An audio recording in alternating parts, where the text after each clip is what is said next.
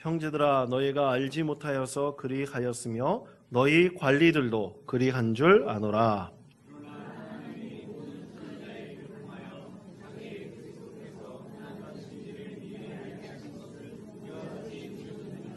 그러므로 너희가 회개하고 돌이켜 너희 죄 없이 함을 받으라. 이같이 하면 새롭게 되는 날이 주 앞으로부터 이를 것이요.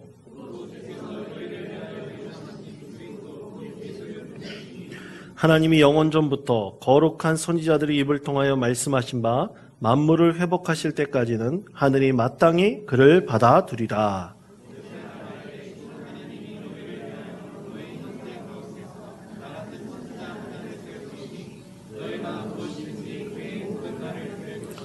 누구든지 그 선지자의 말을 듣지 아니하는 자는 백성 중에서 멸망받으리라 하였고,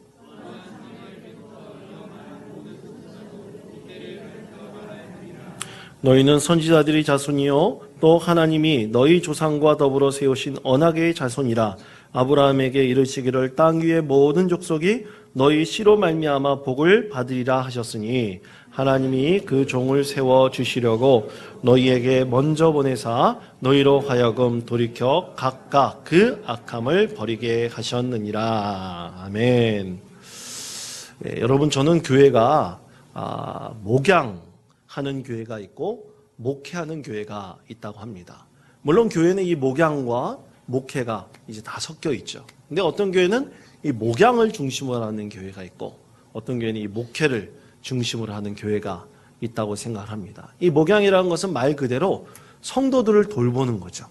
그래서 성도들을 신방하고 성도들을 상담하고 또 성도들과 함께 교제하면서 성도들의 어려움 그리고 아픔을 긁어주면서 말씀 가운데 회복시켜주고 또 그리고 이 성도들이 이 교제를 중심으로 이루어진 이 교회가 바로 이제 목양을 중심으로 한 교회입니다. 이런 교회들은 이제 작은 교회일수록 아주 적합하죠.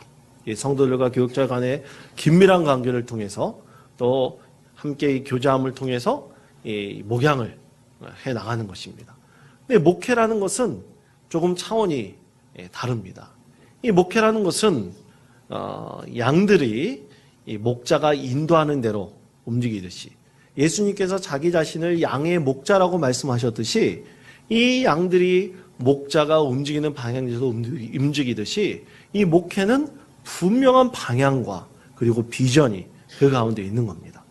하나님께서 이 목자를 세워주셔서 예수님이란 목자를 세워주셔서 이 땅에 교회를 시작하셨을 때 하나님께서는 반드시 그 교회의 비전 그리고 방향 그리고 그 교회의 리더십이 분명히 있었던 것이죠. 그래서 목회하는 교회, 이 목회를 중심으로 하는 교회는 반드시 그 방향과 비전과 리더십이 분명히 세워져 있는 그런 교회입니다. 우리가 이 목양을 중심으로 하는 교회를 지향하느냐 아니면 목회를 중심으로 하는 교회를 지향하느냐, 그것은 이 교회의 이 성도들이 구성원들이 함께 목사와 함께 그것에 대해서 함께 고민하고 또 나누면서 이 교회의 방향을 정해야 됩니다. 그래서 우리 교회가 참으로 하나님께서 원하시는 교회를 어떻게 만들어 가느냐, 그것에 대해서 많은 성도들과 함께 논의하고 고민하고 기도하면서 하나님께서 그 교회에 세우신 그 비전을 꼭 이뤄가는 교회가 되어야 되는 것입니다. 저는 교회는 이 목양도 중요하고 목회하는 것도 중요한데 저는 저 중심이 이 교회가 반드시 하나님께서 주신 비전과 그리고 방향을 가지고 이뤄나가는 교회가 되어야 한다고 믿습니다. 그것이 하나님께서 원하시는 교회다라고 생각을 합니다. 그때 가장 중요한 것은 몇 가지가 있는데 그죠? 첫 번째는 속도 조절입니다. 이 교회의 기존에 있던 교회를 이제 새롭게 하나님께서 주신 비전을 함께 선포하고 함께 고민하고 함께 그 비전을 이뤄가는 그리고 하나님께서 주신 방향을 이뤄가는 그런 교회가 될 때 이 교회를 세워나가는 것이 참으로 하나님께서 주시는 지혜가 필요하고 또 하나님께서 함께 해주시는 성령의 능력이 필요합니다. 그러기 위해서는 함께 기도하고 또 함께 지혜를 모아야 되는데 너무 급하게 나가면 안 됩니다. 여러분 옛말에 우물에서 숭늉 찾기란 말이 있죠. 표정을 보니까 잘 모르는 분들도 계신 것 같은데, 여러분, 우물에서 숭늉 찾는 사람들이 너무나 많이 있습니다. 우물에서 숭늉 찾았다가는 잘못하면 밥도 짓지 못하고 아무것도 먹을 수가 없습니다. 그래서 반드시 교회가 어떤 방향과 우리 비전을 가지고 나가려면 이 속도 조절하는 것이 필요하죠. 그 다음에 그 속도 조절하는 가운데서 우리 교회가 어떤 교회가 될 것인가에 대해서 양육을 해야 됩니다. 그래서 마음을 하나로 합쳐야 됩니다. 하나님께서 우리 교회에게 무엇을 주실 것인가? 특히 우리 원통장로교회에게 어떤 방향과 비전을 주실 것인가를 함께 고민하였다면 그것을 양육함을 통해서 리더십들을 세워나가야 되는 겁니다. 그렇게 리더십들을 그 다음에 세워나감을 통해서 이 리더십들을 중심으로 이 교회가 공동체를 각 섹트마다 공동체를 이루어서 그 공동체가 연합하여서 하나님께서 원하시는 아름다운 교회를 비전을 가지고 그 방향을 가지고 이뤄가는 교회가 되어야 되는 것이죠. 그것이 하나님께서 이 땅 가운데 교회를 주시고 교회 가운데 하나님 뜻을 이루어가신 하나님 뜻이라고 믿습니다. 그런데 어떤 분들은 이렇게 생각하시는 분도 있어요. 꼭 교회가 그렇게 해야 되느냐. 그냥 목양을 중심으로 이 교회가 함께 즐거워하고 함께 웃고 서로 교제하고 또 나누고 또 섬기고 또 그리고 이게 신방하고 또 어려운 것들 이렇게 목사님이 긁어주고 또 함께 기도하는 그런 교회만 되면 되지 뭐하러 교회가 뭐 비전이 있어야 되고 또 교회가 무슨 방향이 있어야 되고 꼭 그럴 필요가 있느냐 그렇게 생각하시는 분들이 있을 수 있습니다. 근데 여러분 꼭 기억하실 것이 교회의 존재의 목적이 무엇이냐라는 것입니다. 여러분 교회의 존재의 목적이 무엇일까요? 교회의 존재의 목적은 하나님 나라를 이 땅 가운데 이루어가는 것이 교회의 목적입니다.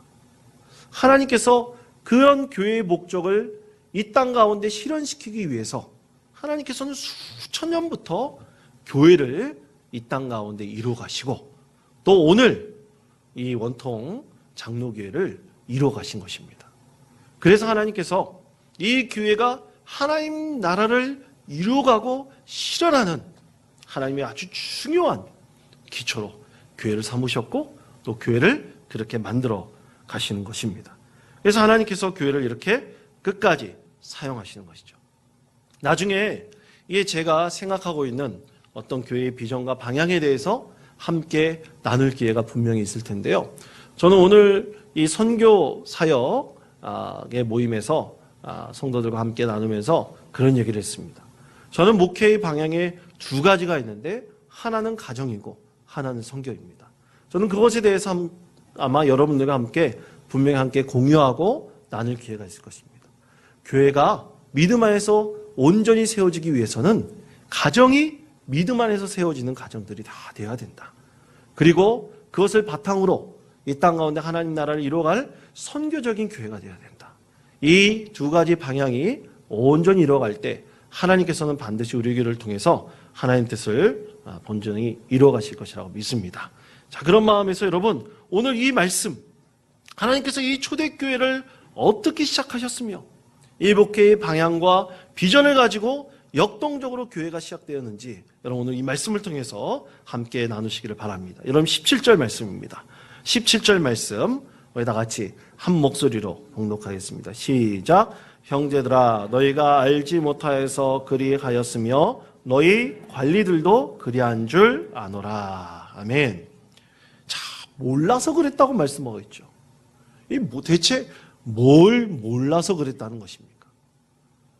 저는 이 베드로와 요한의 오늘 이 중요한 이 설교의 말씀 통해서 하나님께서 반드시 우리 가운데 주시는 중요한 메시지가 있다고 생각합니다. 그것은 바로 뭐냐? 우리가 예수 그리스도에 대해서 알지를 못하고 예수님이 어떤 분이신지 알지 못한다고 한다면 우리는 온전히 하나님께서 이 땅 가운데 이뤄갈 하나님 나라를 이뤄갈 수가 없습니다. 오늘 이 유대인들을 향해서 주신 말씀이 바로 그것입니다. 무엇을 모른다는 것이냐? 12절에서부터 16절까지 말씀, 3장 12절 16절까지의 말씀을 통해서 그것이 이들이 이것을 알지 못한다고 말씀하고 있는 것이, 유대인들이 예수 그리스도께서 어떤 분인지 알지 못했기 때문에 예수님을 죽였다는 겁니다. 예수님께서 정말로 하나님께서 예정하신 뜻대로 이 세상에 오신 메시아이고, 또 예수님께서 이 땅에 참된 구원을 이루실 분인 것을 너희들이 알았다고 한다면 절대로 예수님을 십자가에 못 박혀 죽이지 않았을 것이다.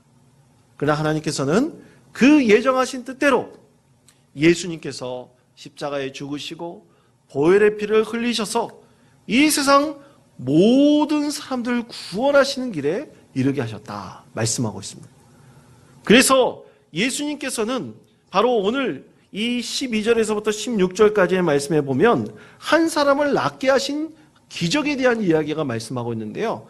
이것도 바로 하나님께서 예정하신 뜻 가운데서 이 목 나면서부터 걷지 못했던 사람이 걷게 되었음을 말씀하고 있습니다. 이 기적의 사건 모두도 하나님께서 예정하신 뜻대로 이루어진 것이라는 것입니다. 그래서 예수 그리스도께서 오래전부터 예수 그리스도께서 이 땅에 오실 것임을 예정해 두셨고, 또 그것에 대해서 많은 선지자를 통해서 이미 말씀하셨다. 그것에 대해서 18절에서부터 21절까지 말씀하고 있습니다. 여러분 18절에서부터 21절까지 말씀을 우리 다시 한번 한 목소리를 교독하겠습니다. 제가 먼저 읽겠습니다. 그러나 하나님의 모든 선지자의 입을 통하여 자기 그리스도께서 고난받으실 일을 미리 알게 하신 것을 이와 같이 이루셨느니라.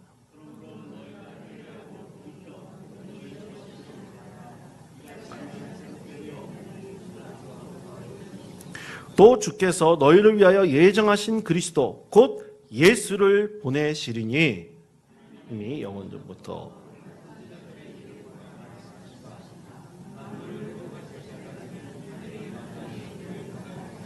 아멘.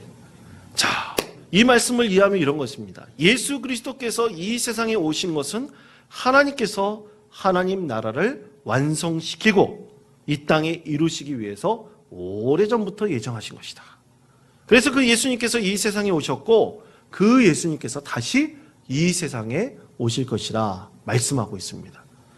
그러나 아직 때가 이르지 않았답니다. 왜 때가 이르지 않았을까요? 그것은 오늘 말씀하신 그대로 본다면 아직까지 만물이 회복되지 않았기 때문이다 말씀하고 있습니다. 그럼 여러분, 만물이 회복되지 않았기 때문이다라는 것은 대체 무슨 뜻일까요? 그것은 거듭나지 않았다, 회개하지 않았다는 겁니다. 이 세상 모든 창조물들이 새롭게 되지 않았다. 그럼 새롭게 되는 것을 누구를 통해서입니까? 바로 사람들을 통해서인 것이죠. 사람들이 거듭나고 회개하고 온전히 회복되어지면 예수 그리스도께서 반드시 이 세상에 오실 것이다. 이것은 오래전에 선지자들을 통해서 우리 하나님께서 이미 예정해 놓으셨고 말씀해 놓으셨다. 오늘 베드로와 요한은 그렇게 설교하고 있습니다. 이미 수천 년 전부터 이 땅이 태어나기 그때부터 인간이 타락하고 또 인간이 하나님께로 멀어진 그때부터 하나님께서는 이것을 예정해 놓으시고 계획해 놓으셨음을 말씀하고 있습니다. 그러므로 우리에게 지금 가장 시급한 것은 무엇이냐? 오늘 베드로와 요한은 강력하게 요청합니다. 그것은 회개입니다. 너희들이 지금 하나님 앞에 온전히 회개하라. 이 말씀을 듣는 모든 유대인들이 하나님 앞에 온전히 회개하면 하나님께서 반드시 이 세상을 회복시키는 그때 예수님께서 이 땅에 오실 것이다. 그렇게 말씀하고 있습니다. 사랑하는 성도 여러분, 베드로와 요한이 이 유대인들에게 강조하고 또 강조하는 것, 하나님께서 예정해 놓으신 바로 그 예정하신 그 뜻대로 모든 과정들이 이루어질 것이며 너희가 회개하여 하나님께서 만물을 온전히 회복하실 그때 예수님께서 다시 오실 것임을 또 강조하고 계속해서 말씀하고 있습니다. 자, 그렇다면 성도 여러분, 우리 예수님께서 이 세상에 다시 오실 것을 여러분 믿으십니까? 아멘 소리가 너무 작으신 것 같아요. 다시 한번 묻겠습니다. 예수님께서 이 세상에 다시 오실 것을 여러분 믿으십니까? 예, 그렇습니다.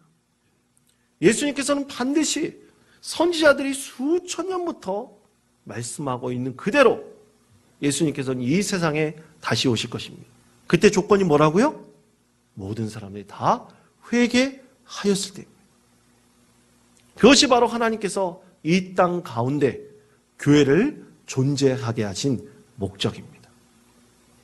교회가 이 세상 모든 사람들에게 하나님 나라에 대한 복음을 증거하고 또 이 세상 모든 사람들이 회개하고 온전히 회복되어질 때 하나님께서는 예수 그리스도께서 이 세상에 다시 오시는 은혜를 우리 가운데 더하여 주실 것이고 반드시 하나님 나라를 이 땅에 이루실 것입니다. 그것이 바로 오늘 우리에게 주신 복음의 메시지인 것이죠. 그런데 여러분, 문제는 왜 오시지 않는가? 많은 사람들이 예수님께서 이 세상에 다시 오실 것을 과연 믿고 있느냐라는 것입니다. 그것을 기대하고 있느냐라는 것입니다. 저는 이것에 굉장한 딜레마가 이 땅의 모든 교회 가운데 있다고 생각을 합니다. 과연 이 땅 가운데 있는 모든 교회가 아니 우리나라 이 한국만 생각한다고 한다면 과연 이 땅 가운데 있는 많은 교회가 예수님께서 다시 오실 것을 진정으로 기대하고 소망하고 그것을 끝까지 바라고 기도하고 있는가?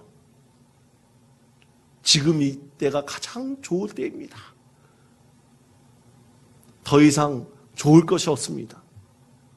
만약 교회가 그렇게 생각하고 지금 이대로가 좋습니다 라고 하고 있다면 과연 예수 그리스도께서 이 땅에 다시 오실 수 있을까요? 그럴 수 없습니다.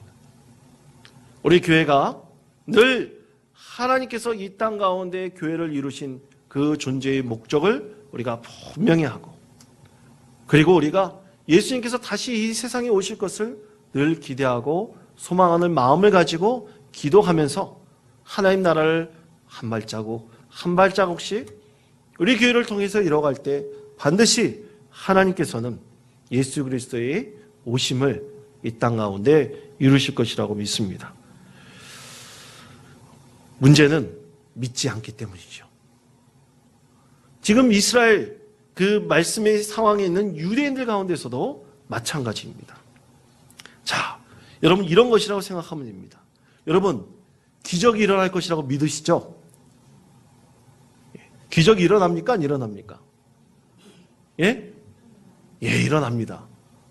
별로 목소리가 조그만 거 보니까 글쎄요, 기적이 과연 일어날 것인가? 우리가 기적을 보지도 못했는데 과연 그것이 일어날 것이라고 생각을 하는가? 과연 우리 믿음은 과연 무엇인가? 우리는 그렇게 생각할 수 있습니다. 근데 여러분, 오늘 이 말씀을 통해서 전하고 있는 또 한 가지의 메시지는 이 기적이 일어나는 것 자체도 사실 하나님께서 예정해 놓으셨다는 것입니다. 하나님께서 이 땅 가운데 기적을 일으키시는 이유는 예수님께서 다시 이 세상에 오실 것임을 증거하는 도구로 이 땅 가운데 기적을 나타나게 하신다 말씀하고 있습니다. 그러므로 기적이 내 자신을 위한 기적이 아니라 바로 하나님의 영광과 하나님 나라가 반드시 이 땅 가운데 이루실 것임을 하나 둘씩 증거로 보이시는 것이 바로 기적이라는 것이죠.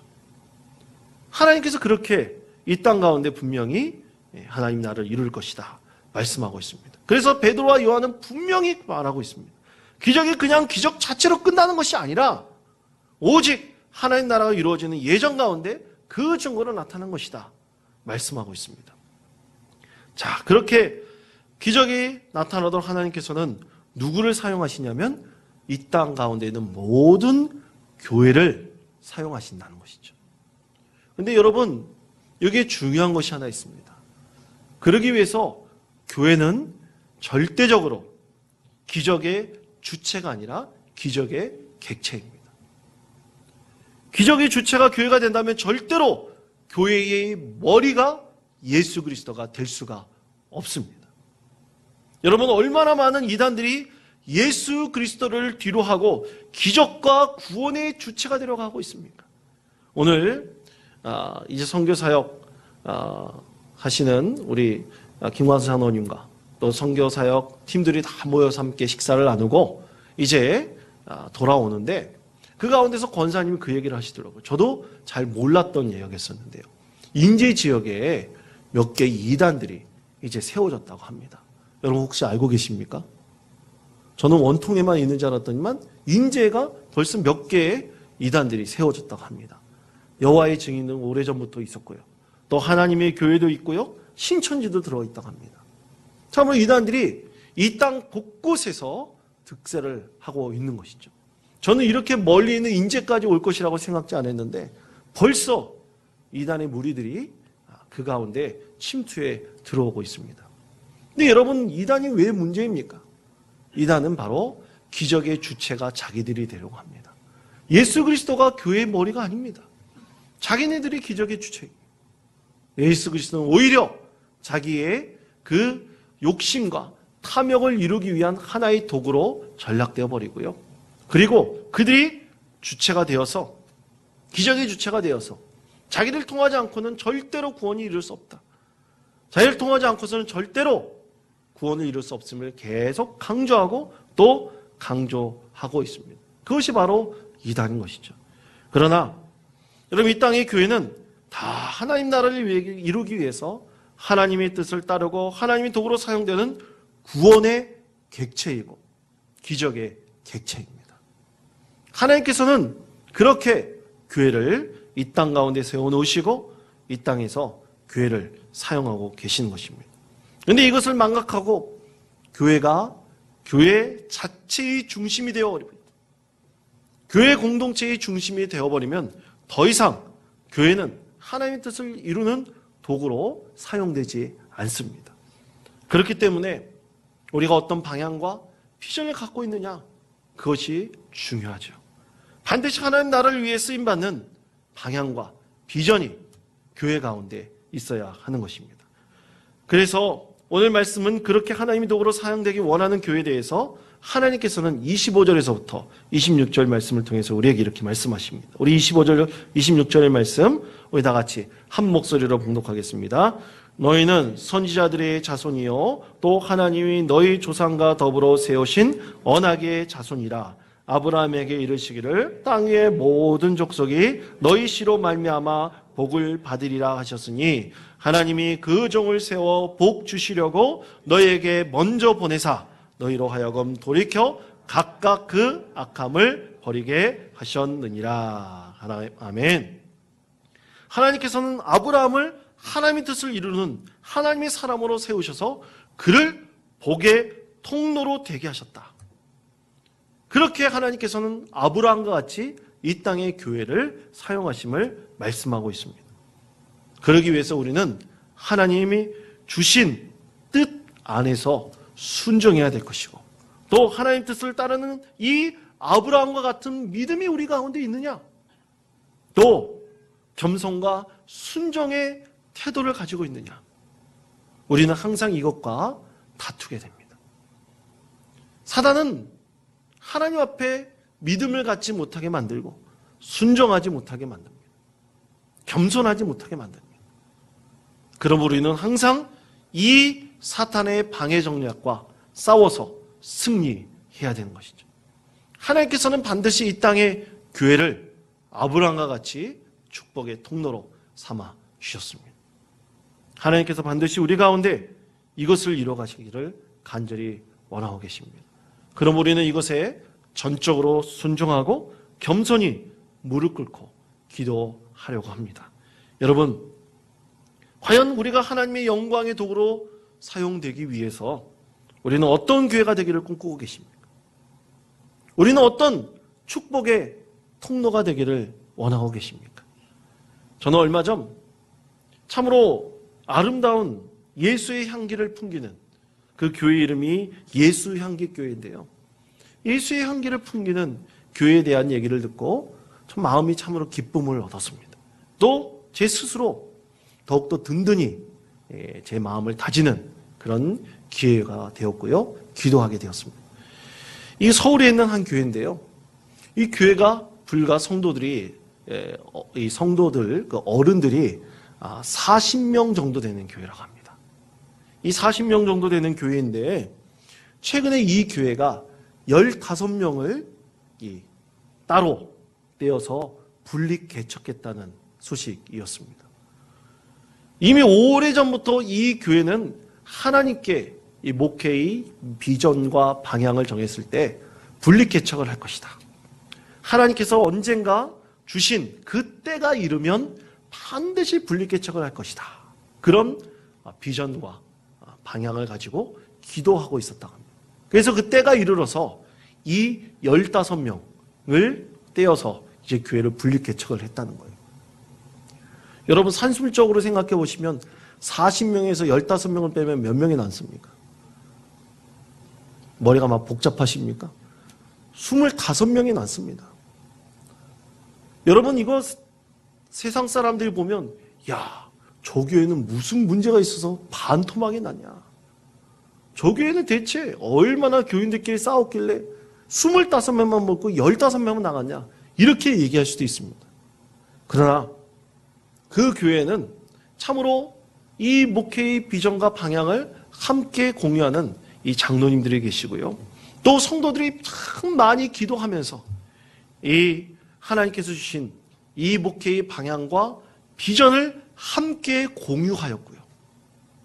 그리고 그 교회를 운영할 모든 예산이나 모든 규모들이 엄청나게 줄어들지만 이 15명의 성도들을 기쁜 마음으로 보내주려고 했다고 합니다. 그래서 분립개척 예배를 드리는데 이 분립개척 예배를 드릴 때 25명 남겨놓은 교회 목사님이 15명 교회에 가가지고 분립개척 예배 때 설교를 했다고 합니다. 참으로 놀라운 일이죠. 근데 참 이 교회의 특징 중에 하나가 전 교인들 해봤자 40명 아닙니까? 이 40명의 모든 성도들이 온전한 11조를 한다고 합니다. 목사님이 이 성도들을 아주 단단하게 훈련시킨 거죠. 그리고 이 교회에 어떤 분이 오더라도 만약 어떤 분이 세가족으로 와서 등록을 하더라도 교회가 비록 작지만 우리의 삶 속에서 예수 그리스도의 향기가 나기를 늘 서로 기저하고 교제하면서 그 목회의 방향과 비전을 함께 공유하고 참된 그리스도인이 되기를 늘 애쓰고 있다고 합니다. 참으로 하나님께서 놀라운 은혜를 그 교회 가운데 부어주신 것이죠. 저는 이 교회가 수천 명이 모이는 어떤 교회보다 더 건강한 교회라고 저는 믿습니다. 왜냐하면 하나님께서 반드시 하나님 나라를 위해서 헌신하고 애쓰는 자를 통해서 반드시 일하시기 때문인 것입니다. 하나님께서 반드시 그 교회를 건강하게 이루셔서 이 분립개척한 교회의 이름, 이 분립개척한 교회가 이 본교회 이름이 예수향기교회거든요. 그런데 자기네들도 분립하고 나가면서 예수향기교회라고 이름을 지었다고 합니다. 그래가지고 그러면 교회를 뭐라고 이름을 지었냐? 그러면 너희는 예수향기교회 1, 너희는 예수향기교회 2로 하든지 알아서 해라. 하면 동해에 있고 서해에 있다고 합니다. 그러면 동해에서 풍기는 예수향기교회, 서해에서 풍기는 예수향기교회 이렇게 이름을 짓다라고. 그러니까 자기네들이 그렇게 이름을 짓겠다고 합니다. 참으로 예수의 향기가 풍겨나는 아름다운 교회, 하나님께서 원하신 믿음의 교회일 것이라고 믿습니다. 사랑하는 성도 여러분, 저는 우리 교회가 참으로 마음을 합하여 하나님 나라를 이루어갈 수 있는 참으로 축복의 통로가 되는 교회가 되기를 간절히 소망합니다. 여러분을 통해서 반드시 하나님께서 이루어가실 것입니다. 그러기 위해서 여러분 마음을 합치고 그리고 우리 교회가 어떤 교회가 될지 함께 꿈꾸며 기도하는 우리 모든 성도님 되시기를 바랍니다. 하나님께서 반드시 이 하나님 나라를 우리 교회를 통해서 성실히 이루어가실 것입니다. 그것을 위해서 언제나 애쓰고 기도하시는 우리 모든 성도님 되시기를 간절히 축원드립니다.